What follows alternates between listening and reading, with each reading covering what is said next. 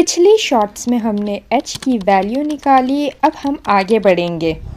अलबरूनी ने ज़मीन को स्फेरिकल तस्वर किया और इसके ऊपर पहाड़ है जो ट्रायंगल की शक्ल का है। h उसकी हाइट है और r ज़मीन की रेडियस और एक लाइन जो उफुक यानी हॉरिजन बताती है। हॉरिजन उस जगह को कहते हैं जहां ज़मीन और आसमान एक दूसरे को छूते हुए नज़र आते हैं, और एक इमेजिनरी लाइन है जो हमें ज़ाविया यानी एंगल बताती है, जिसको हम नाम देंगे थीटा का। अलबरूनी ने यह मालूम किया कि उफुक का ज़ाविया और पहाड़ की हाइट का ताल्लुक ज़मीन की रेडियस से है।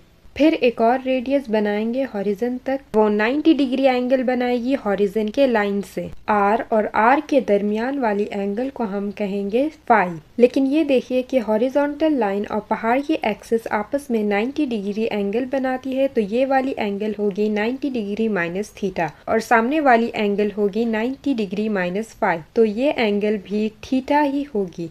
अब हमें एक राइट एंगल ट्रायंगल मिलता है और हम एक ट्रिग्नोमेट्रिक वैल्यू लेंगे जो है कोसाइन, और हमें वैल्यू मिलती है r by r plus h, जिसमें r है बेस और r प्लस एच है हाइपोटेन्यूज। अब हम इसको सॉल्व करेंगे। लाइक टर्म्स को एक जगह लेंगे, r को कॉमन लेंगे और r की वैल्यू निकालेंगे और इसको हम नाम देंगे इक्वेशन 3 का। हम चाहे तो न्यूमरेटर और डिनोमिनेटर को cos थीटा से डिवाइड भी कर सकते हैं, फिर हमें ये फॉर्मूला मिल जाएगी।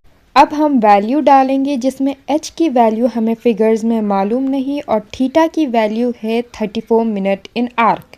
इसे जदीद तरीके से कैलकुलेट करने पर हमें मिलती है 6339.6 किलोमीटर, जो बहुत करीब है जदीद वैल्यू से जो है 6371 किलोमीटर, और एरर 0.5% से भी कम है। बेशक वो अलबरूनी था जो ज़मीन की रेडियस नाप गया नज़र के नूर से।